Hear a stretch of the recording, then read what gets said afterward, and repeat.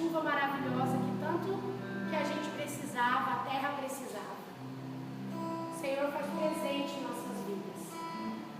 Vamos colocar em pé, para que a gente possa orar, ter o nosso momento de louvor e adoração a Ele, que é o Rei dos Reis. Feche seus olhos. Tenha um momento mesmo com Deus. Entregue seu coração para que Ele possa falar com você nesta noite. Para que você possa sair cheio da presença dEle, da força, da alegria e da paz dEle. Só Ele pode te dar. Pai querido, nós te louvamos, nós te agradecemos, Senhor. Nós somos gratos a Ti pelo Teu amor, pela Tua graça e a Tua misericórdia. Pai, fala conosco, Pai amado, neste momento de louvor, nesse momento de adoração. Pai amado, que o Senhor possa encher as nossas vidas da Tua doce presença. Pai, em nome de Jesus, Pai, seja presente neste lugar, seja presente em cada casa, Pai amado, em nome de Jesus, em cada família, que a Tua bênção seja derramada, Pai, em nome de Jesus. Em nome de Jesus nós te louvamos, nós te agradecemos. Vocês possam cantar conosco. Ele é o Rei dos Reis. Que Ele possa entrar na nossa vida, na nossa casa, no nosso coração.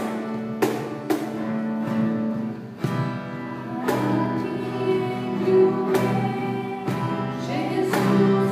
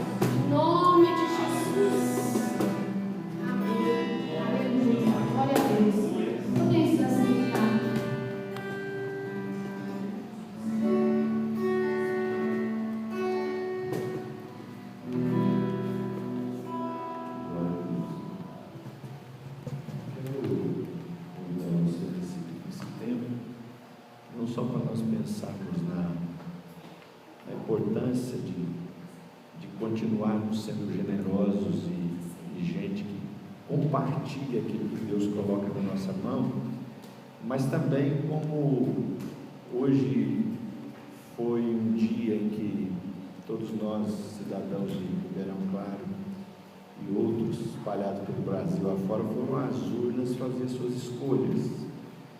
E eu não sei, né, até o Emerson me perguntou, mas com o recurso da urna eletrônica, logo os resultados chegam, se é que já não chegaram.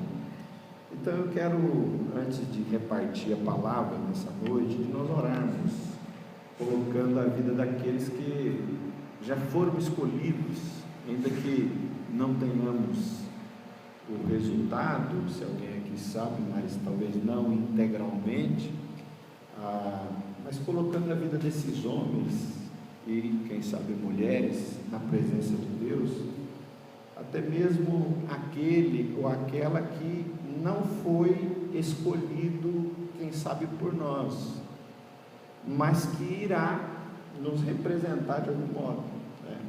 E que terá essa função de abençoar a vida do povo dessa cidade. Então, mesmo aí assentado, curva a tua fronte, vamos ter uma palavra de intercessão por esses homens, quem sabe mulheres, que foram escolhidos pelo povo para ocupar essas funções no nosso município.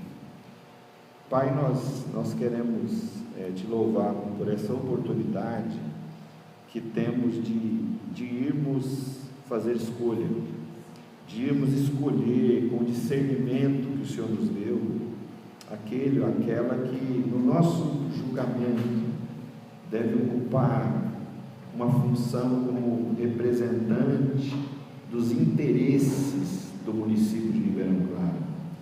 Nós colocamos aqueles que já foram escolhidos, ó Deus, que irão compor o legislativo, o executivo, que a tua mão esteja sobre eles ou elas, que no exercício de seus mandatos, que olhem para as necessidades do povo dessa cidade, especialmente aqueles que se encontram mesmo em necessidades, que são fracos, desamparados, que precisam de compaixão, que precisam de uma mão amiga que se estenda na direção deles, que precisam que alguém com autoridade faça valer também os seus direitos. Abençoa, Pai, que seja um tempo abençoado, um tempo de crescimento para a cidade e para nós, para louvor da Tua glória, que nós oramos e nós te agradecemos. Amém. Amém, irmãos. Eu quero te convidar para abrir a sua Bíblia lá em 2ª carta de Paulo aos Coríntios, lá no capítulo 5, verso 10, 2ª carta de Paulo aos Coríntios,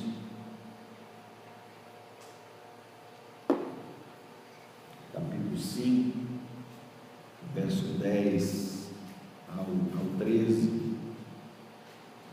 O apóstolo Paulo, já como eu disse, era apóstolo, não era um pastor fixo numa comunidade, não era o que ele mesmo em suas cartas chamava de presbítero,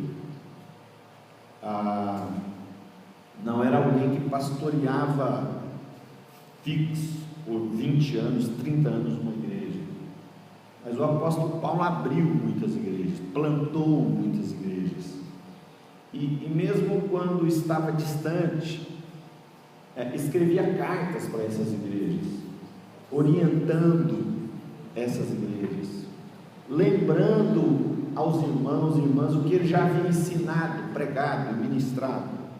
E uma dessas igrejas para quem Paulo escreve é a igreja de Corinto. Aliás, ao que parece, lendo as escrituras, a igreja de Corinto era uma das igrejas mais problemáticas para que Paulo lidasse com ela. Essa igreja de Corinto chegou a ponto, por exemplo, de não reconhecer o apostolado do apóstolo Paulo, de lendo a carta, a gente percebe nas entrelinhas a igreja reconhecendo outros apóstolos que caminhavam e que visitavam as igrejas, mas que o apóstolo Paulo seria, no caso, um apóstolo de nível espiritual, vamos assim dizer, inferior, ou para não dizer que não era apóstolo coisa nenhuma. E a sua segunda carta aos Coríntios, o apóstolo Paulo, mais lá para o final, faz de um modo mais claro uma defesa de seu apostolado, quando, por exemplo, lá no capítulo 12 ele fala da experiência que ele teve de arrebatamento, de ir ao terceiro céu, mas de modo surpreendente ele diz: mas não é nisso que eu me glorio, não é ter visto anjo, não é ter visto o terceiro céu, não é ter visto coisas que ao homem não é lícito dizer, eu me glorio mesmo daquelas experiências que Deus me permitiu, onde eu percebi que eu era frágil, eu era fraco, eu era humano, eu era limitado, eu orei e Deus não respondeu, eu pedi: Deus, tira esse espinho, Ele não tirou, e eu orei com perseverança, mas não consegui obter de Deus o que eu gostaria, e aí eu percebi que a graça de Deus é que me bastava, que o melhor de tudo não é arrancar de Deus o que eu quero, é descobrir que a graça de Deus é tudo que eu preciso, é tudo o que eu preciso. Então o apóstolo Paulo faz uma defesa fora do comum, lá no capítulo 12, quando ele diz que se gloria nas suas fraquezas, ele não se gloria nas visões espirituais, nas experiências extremamente espirituais, ele se gloria naquelas experiências bem humanas, onde ele mostra fraqueza, onde a sua humanidade aparece de um modo bem claro. E é interessante, por que ele se gloria nisso? Porque ele diz: quando eu me sinto fraco, é ali que eu sou forte. Quando eu me sinto espiritual demais, porque eu vi anjo, porque eu ouvi uma voz que eu acho que é de Deus, é aí eu me sinto forte, e na maioria das vezes é aí que justamente eu me encontro mais fraco do que nunca.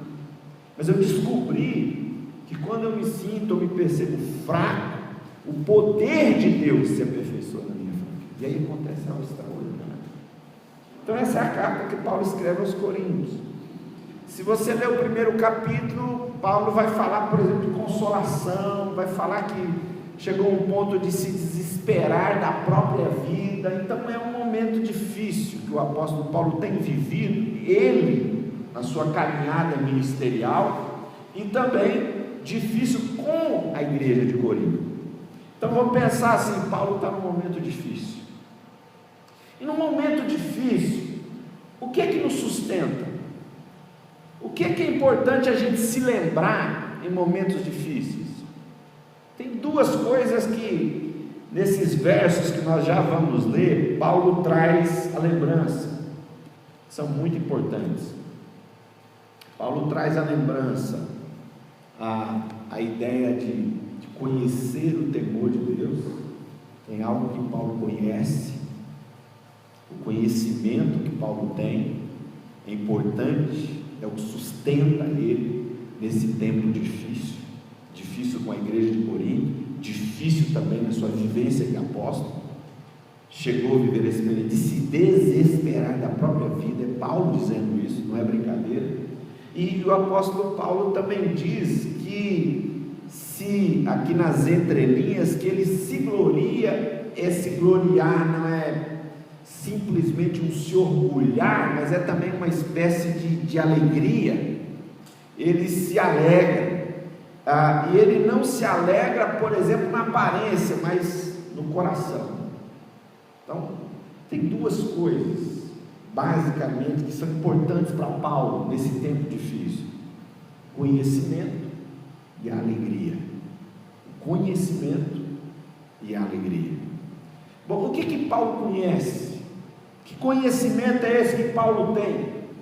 Dá uma olhada no verso 10, nós vamos começar a ler. Diz assim: porque importa que todos nós compareçamos perante o tribunal de Cristo, para que cada um receba segundo o bem ou o mal que tiver feito por meio do corpo.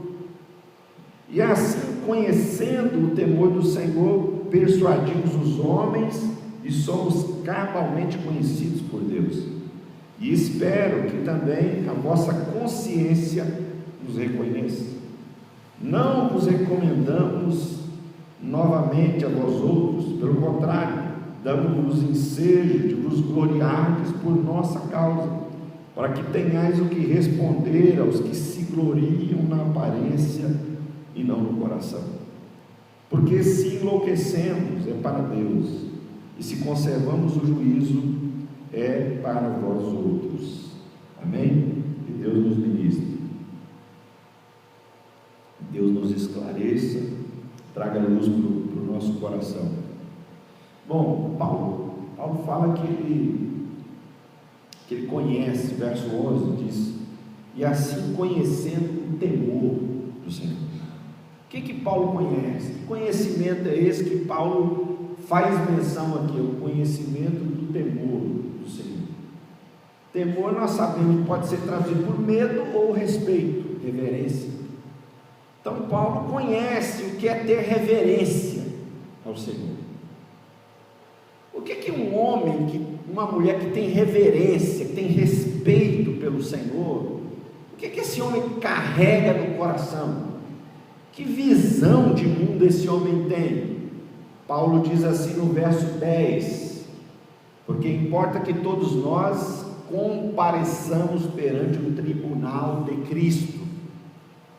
O que é que um homem que conhece o temor de Deus tem de visão? Esse homem tem a visão de que um dia eu e você, todos nós, vamos comparecer diante de um tribunal de Cristo.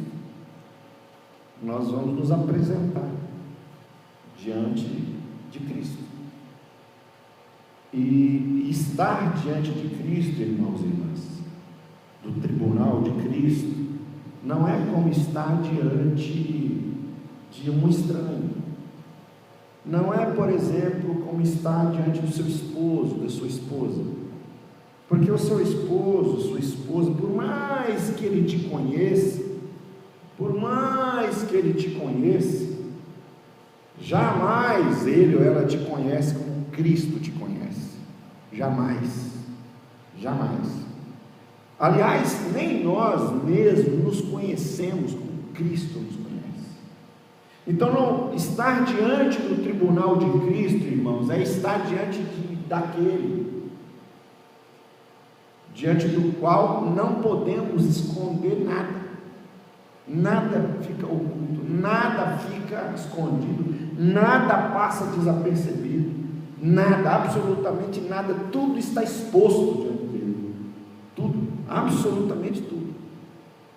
Então Paulo tem esse respeito, essa reverência amorosa, porque eu sei que um dia eu vou comparecer, não é no tribunal dos homens, não é o irmão, não é o pastor, não é o líder, não é uma pessoa que vai levantar para me julgar, que não sabe metade da minha vida e nem a metade da sua, mas é alguém que nos conhece com uma profundidade inigualável, é alguém que sabe de nós mais do que nós mesmos, e nós, se a gente crê que é assim, isso gera uma reverência e um respeito enorme, porque como é que nós vamos chegar nesse tribunal? Como é que nós vamos nos achegar? O apóstolo Paulo também, em Romanos, ele faz menção desse tribunal, e ele diz que, na medida em que a gente vai conhecendo a palavra, a gente vai ter experiência diante do tribunal de Deus, e a gente vai chegar e vai ficar calado. Vai ficar calado, porque vai dizer o quê? Se Deus disser A, diz sim, Senhor, vai dizer o quê? Se Deus disser, fizer qualquer afirmação, Paulo diz: aquele que conhece a palavra fica calado, porque a Deus pertence a verdade. A nós temos as nossas verdades, mas a verdade pura e absoluta está nas mãos dele, ele é a verdade. Então, se ele se levantar para dizer qualquer coisa sobre nós, e se nós carregamos o mínimo de temor, nós ficamos calados. Nós não vamos justificar. criticar, nós não vamos contra-argumentar, nós não vamos refutar, rebater a afirmação de Deus, porque aí pertence à verdade. Então o apóstolo Paulo tem isso em vista. Os dias são difíceis, os dias são maus, as coisas parecem que não andam como eu gostaria, os dias não são fáceis. Paulo diz que se desesperou da própria vida, o apóstolo Paulo dizendo isso, ele diz: mas eu tenho um conhecimento que me sustenta nesse tempo, eu carrego dentro de mim um respeito, uma reverência para com o Senhor, porque eu sei que um dia eu estarei diante do tribunal de Cristo, não dos homens, mas de Cristo. E todo e qualquer julgamento que eu tenha passado na minha vida, que eu mesmo fiz para comigo, que alguém fez para com você ou para comigo, é nada, é inválido. O único julgamento que vale é aquele de Cristo, e um dia nós estaremos diante dele. Paulo diz, nós estaremos diante dele. Então, todas as palavras que Paulo ouve nesse tempo, ou de desabono, de desaprovação, ou até mesmo de aprovação, para Paulo são relativas, porque o que é absoluto é o que Cristo vai dizer naquele dia, é o que Cristo vai dizer para Paulo naquele dia, diante do tribunal de Cristo. Então, Paulo conhece o temor do Senhor. Agora, estar diante do tribunal de Cristo, verso 11, Paulo diz: conhecendo o temor do Senhor, persuadimos os homens e somos cabalmente conhecidos por Deus.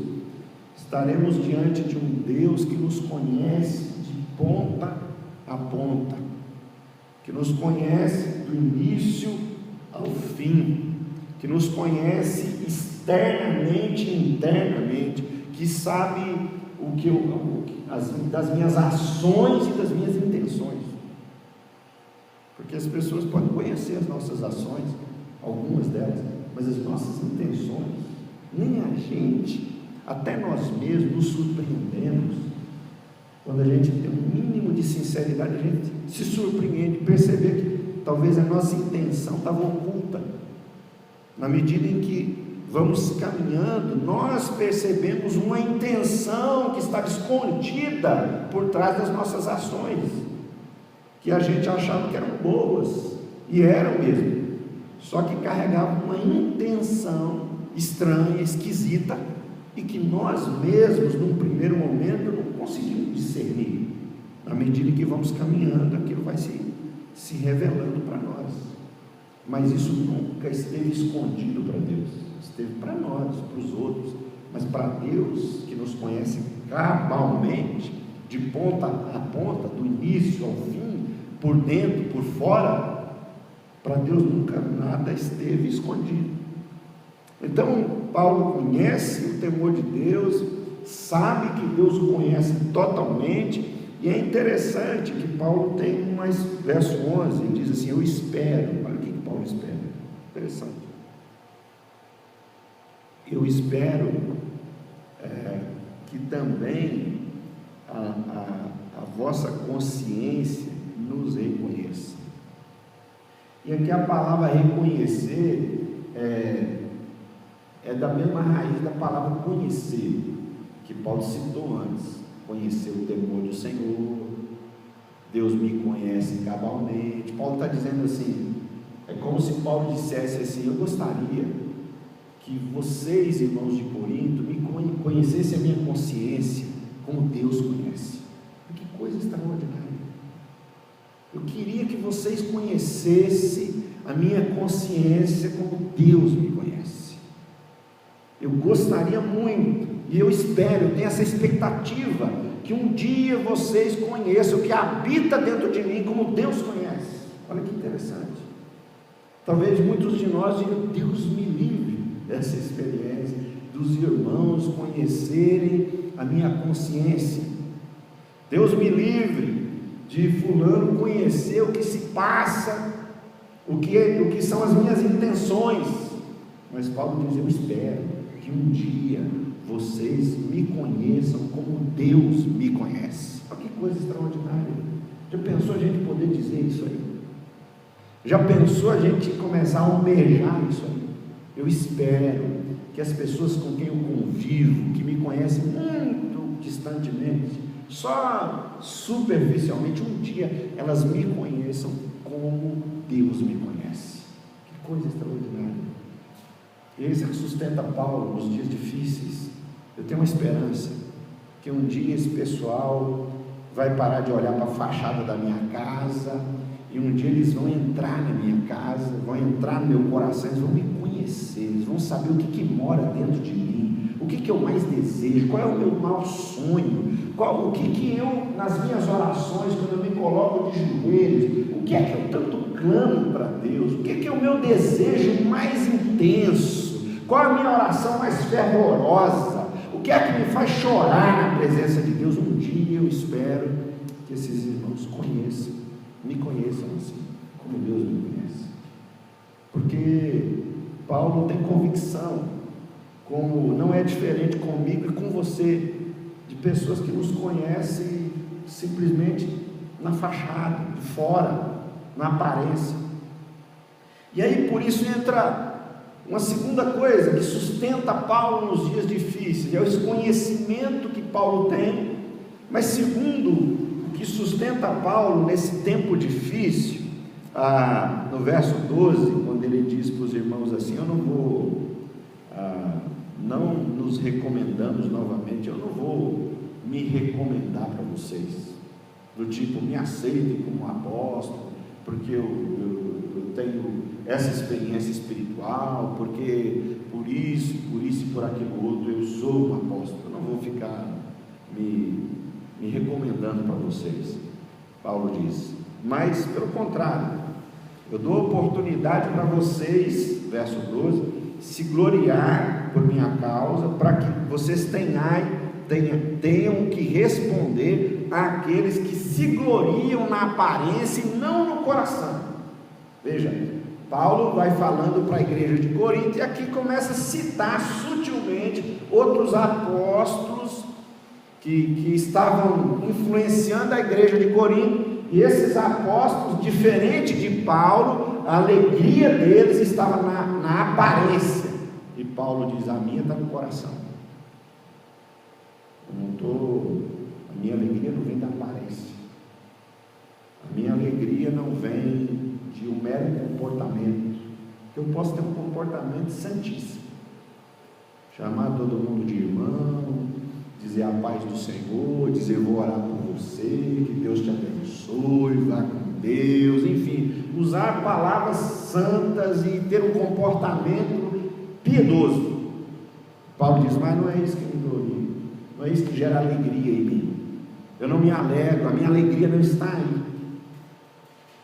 Como uma vez eu conversando com uma pessoa, eu disse, pastor, então eu estava num lugar e eu fiquei impressionado porque a pessoa estava lá pregando, aí um parente veio e sentou na frente, começou a anotar, escrever, o que ele estava pregando, olha que extraordinário, olha como que eles estão juntos, olha como que...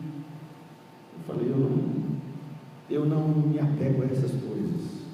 Eu tenho aprendido com o Evangelho que a aparência engana muito a gente. A aparência engana muito a gente. O apóstolo Paulo aprendeu isso, porque afinal ele ouviu a voz de Jesus. A aparência engana muito a gente. Nem sempre as coisas são que os nossos olhos veem, porque os nossos olhos não veem o coração, não enxergam essa dimensão profunda do ser humano, que a Bíblia chama de coração, onde estão os tesouros, as riquezas, onde está aquilo que move o ser humano, que move a vontade do ser humano, aquilo que é mais importante para o ser humano. Nossos olhos não chegam ali, nossos olhos não conseguem chegar ali. Não é à toa que a Bíblia diz que Deus é que tem esse olhar, cujos olhos conseguem chegar até ali. E Paulo se alegra não com comportamento, com coisas exteriores, com coisas que são visíveis à distância. Paulo se alegra com o coração, com o que Deus está fazendo no coração, com o coração. Porque Paulo sabe, e aprendeu com Jesus isso, que eu posso dizer palavras tão piedosas e santas, mas o meu coração está totalmente distante. Totalmente distante. Eu posso orar com fervor extraordinário aqui na igreja, e quando eu vou lá para o meu quarto falar com Deus, eu sou tomado de uma frieza, de um gelo incomparável. Então, o apóstolo Paulo sabe que coração é para onde Deus olha. Então, por isso, esse é o espaço onde Deus trabalha, vai trabalhando no coração, no nosso íntimo. E aí, à medida que Deus vai enchendo, fazendo transbordar o nosso íntimo, o nosso coração, isso vaza. Aí o que aparece do lado de fora, os outros veem como fruto do que vazou daqui do coração. Isso é belíssimo. Mas às vezes, Paulo sabe disso, às vezes o que a gente vê do lado de fora, que a gente acha que está vazando, não está vazando coisa nenhuma, é invenção humana, é mera aparência. E por isso que, para Paulo, de repente ele olha, e a sua caminhada apostólica está bem difícil, ele olha para a igreja em Corinto e vê muitas questões que ele precisa lidar, ele está sendo questionado no seu apostolado. Paulo, que viveu a sua experiência, vem sofrendo por causa de Cristo, foi apedrejado, quase morto, sofreu naufrágios em suas viagens, foi açoitado por causa de Cristo, preso com Silas na cidade de Filipos, e ainda assim louvando a Deus por volta lá da meia-noite. Era esse homem que cumpriu literalmente as palavras de Deus para Ananias, quando Deus diz: Ananias, vai lá, porque esse homem vai sofrer por causa do meu nome. Esse homem literalmente sofreu por conta do nome de Jesus, a ponto de dizer: eu carrego no corpo as marcas de Cristo, eu carrego no corpo as marcas de Cristo, literalmente, açoites, chicotadas. Algumas pessoas descrevem, por exemplo, aqueles chicotes antigos como tiras de couro, que carregavam nas pontas ou pedaços de osso ou pedaços de chumbo. E aí você imagina, alguém arranca a tua camisa, faz você virar as costas e vem te dar 39 chicotadas. Você sai dali no mínimo com as costas todas cheias de cortes. Assim foi com Paulo e Silas. Essa é uma experiência de Paulo, e muitas outras, onde o agrediram e só pararam porque acharam que ele estava morto. Então foram inúmeras as experiências, e esse homem está sendo questionado. Porque uns chegaram, diz que viram e que tiveram experiências com Deus, e aí agora o apóstolo Paulo não é mais apóstolo. Então esse é um momento extremamente difícil para o apóstolo Paulo, mas ele se lembra que a sua alegria não está no que está acontecendo do lado de fora, mas o que Deus está fazendo dentro do coração dele. Que muito provavelmente Paulo olha e se pergunta: será que Jesus hoje para mim, apesar de tudo isso que está acontecendo, ainda continua sendo aquela pedra preciosa de maior valor? Será que diante de tudo isso que está acontecendo, Jesus ainda é para mim aquele tesouro enterrado no campo? Diante de tudo que está acontecendo, Jesus ainda é o meu amor maior? Por Ele ainda estou disposto, ou pelo menos eu oro para que eu tenha essa disposição um dia a me entregar, a me sacrificar para a glória do nome dEle. Então é isso, os olhos de Paulo estão voltados para essa realidade que Deus está fazendo aqui. E aí isso muda tudo. Porque quando Por exemplo, eu me coloco de joelhos, ou meu coração se ajoelha diante de Deus. Para mim, não é o tempo mais, não é o que eu leio da Bíblia mais, mas o que a minha oração diante de Deus e o que a palavra vai fazer aqui dentro do meu coração. Se essa palavra e essa oração, essa conversa com Deus vai gerar dentro do meu coração realidades novas, vai gerar, por exemplo, perdão quando for preciso perdoar, vai gerar, por exemplo, generosidade, mesmo num tempo difícil, como de pandemia, mas eu vou estar disposto a fazer, ainda que a mão esquerda, a mão direita não veja o que a esquerda faz, e não precisa mesmo ver, não precisa mesmo ver, ainda que ninguém saiba de coisa alguma, é só eu e Deus, mas eu me alegro por ver o que Deus está fazendo aqui dentro de mim, e o que Deus de repente está fazendo também dentro do coração de alguns irmãos. Então a alegria de Paulo não está na aparência, não está no que ele vê do lado de fora, mas no que ele vê Deus fazendo dentro, e como Jesus vai se tornando um tesouro na sua vida, e mesmo tendo apanhado por causa do Evangelho, Jesus ainda continua sendo o tesouro, ainda continua sendo o Senhor da sua existência. Nós estamos vivendo um tempo em que as palavras de Jesus, quando ele fala sobre os últimos tempos, ele diz que nos últimos dias, o amor de muitos se esfriaria, iria se multiplicar a iniquidade, aquele que perseverasse até o fim seria salvo. Então nós vivemos esse tempo, onde as pessoas vêm para a igreja, leem a Bíblia, fazem oração para se dar bem na vida, para se dar bem na vida. Elas não estão preocupadas com se Jesus tem uma missão para elas. Elas querem resolver a questão financeira, elas querem resolver a questão da saúde, elas querem resolver a questão lá daquelas dúvidas que ela precisa ter resposta para aquilo lá, elas querem resolver o futuro do filho, querem resolver, por exemplo, o futuro, minha questão profissional, eu quero resolver, por exemplo, aquele negócio que eu estou fazendo, enfim, são para essas coisas. Então, cada vez mais, as pessoas estão andando por esse caminho. E aí, o apóstolo Paulo, esse homem que ainda em meio às dificuldades, se importa em ouvir o que Jesus tem para dizer, se importa em querer cumprir a missão que Jesus confiou para ele. Isso é que é importante para Paulo. A ponto de, em Atos dos Apóstolos, o apóstolo Paulo dizer assim: nada eu tenho na minha vida por preciosa, contanto que eu cumpra com alegria o ministério que recebi do Senhor Jesus. Minha vida não tem valor nenhum, a não ser que eu cumpra com alegria o ministério que recebi do Senhor Jesus. Nós estamos vivendo esse tempo em que poucos são aqueles que estão se importando com algum ministério, alguma missão que o Senhor Jesus quer nos incumbir.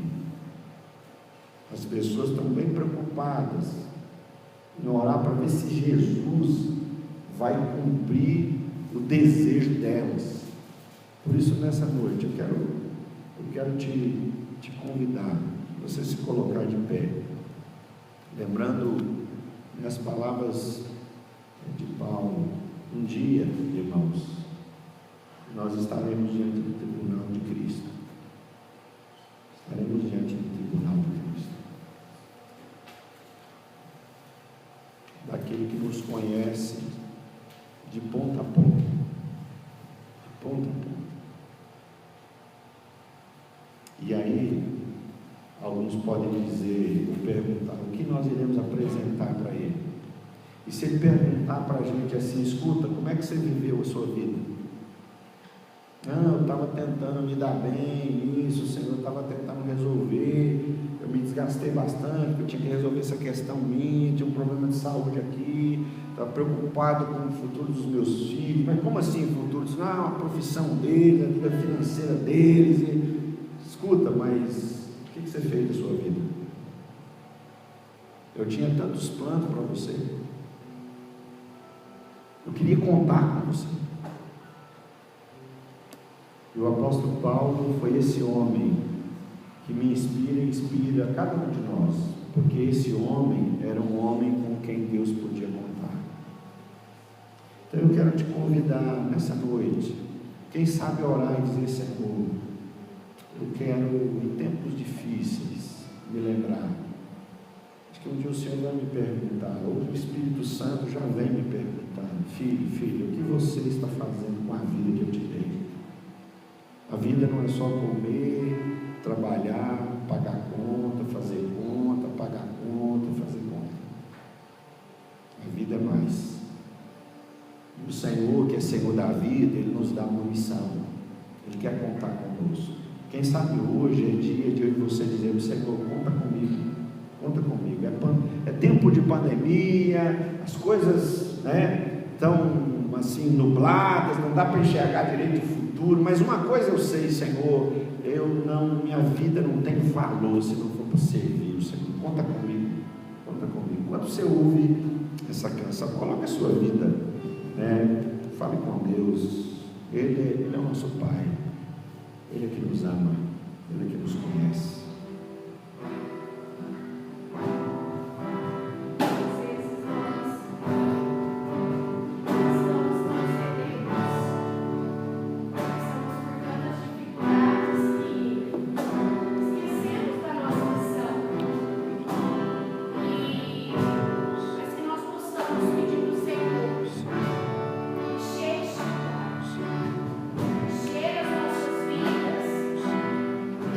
Presença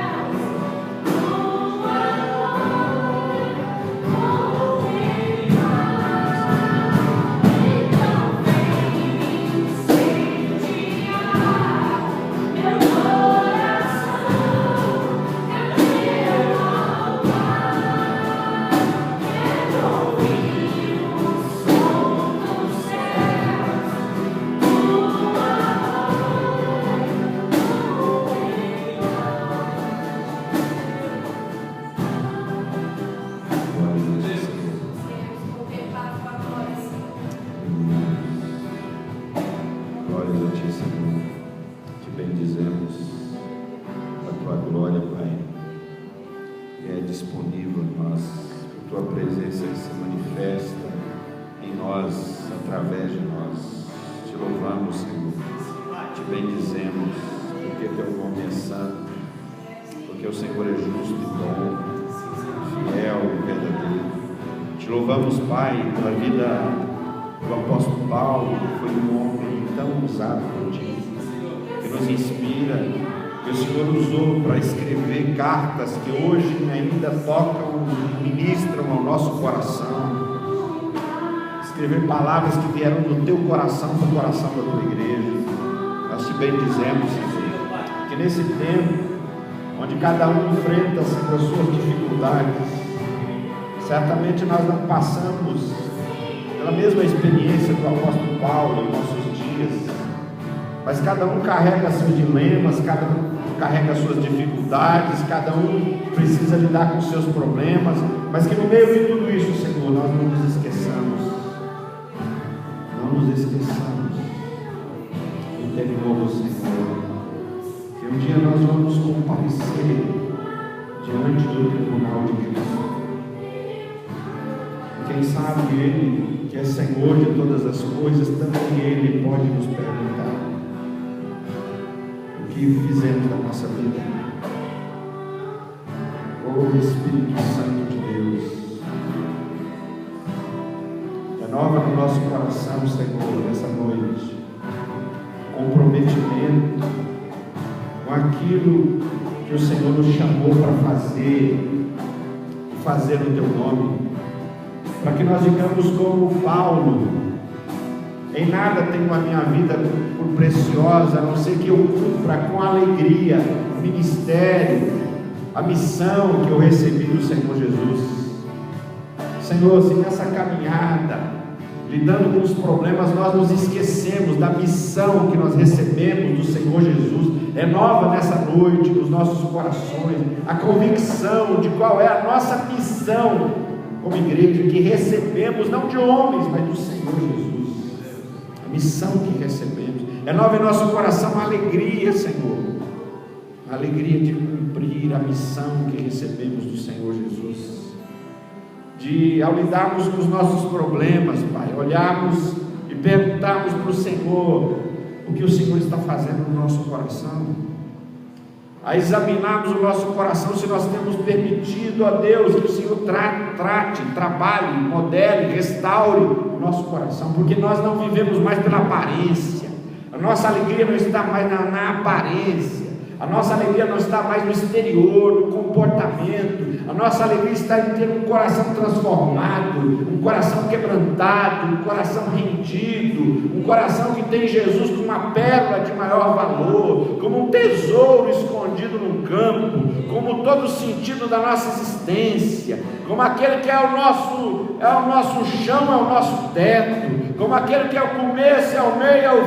fim da nossa trajetória, como o companheiro de todas as horas e que sem Ele nenhuma viagem se torna viável, Senhor, nenhum percurso é bom sem a Sua companhia. Oh Espírito Santo de Deus, renova no nosso coração nessa noite nosso compromisso com esse Jesus que deu a vida por nós, derramou o Seu próprio sangue. Renova no nosso coração, Senhor. Oh Pai, oh Espírito Santo de Deus, se essa caminhada contigo, Senhor, nos trouxer dificuldades, trouxer questões e problemas, justamente porque nós estamos caminhando contigo, oh Deus, que o nosso coração se alegre, como diz o apóstolo Pedro, porque se nós sofremos por causa dos nossos pecados, aí grande mal há, mas quando nós sofremos porque somos fiéis a Cristo, oh Deus, grande é o galardão. Bem-aventurados nós somos como sofremos por causa de Cristo. Que assim seja a nossa caminhada, Senhor, que os sofrimentos que nos deparamos nessa vida não sejam sofrimentos, ó Deus, vindos de decisões não sábias, não sejam sofrimentos de decisões consequentes de caminhos errados que nós trilhamos, mas que seja então por causa da nossa fidelidade ao nome que é sobre todo nome, que seja por causa do nosso compromisso inquebrável com Jesus.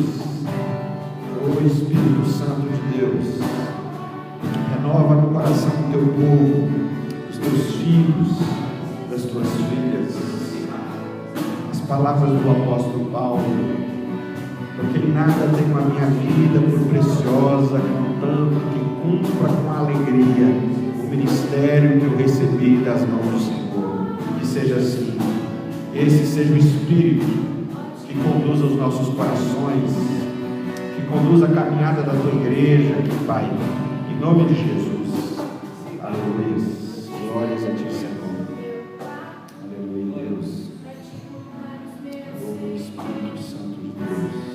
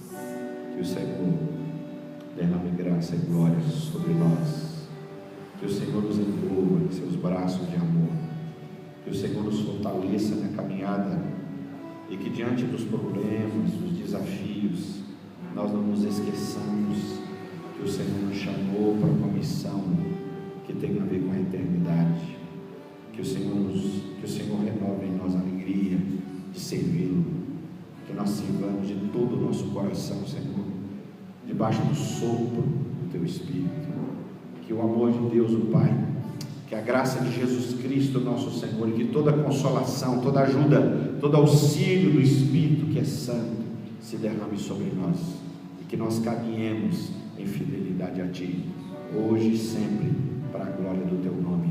Amém. Amém. Que o Senhor te abençoe, meu irmão.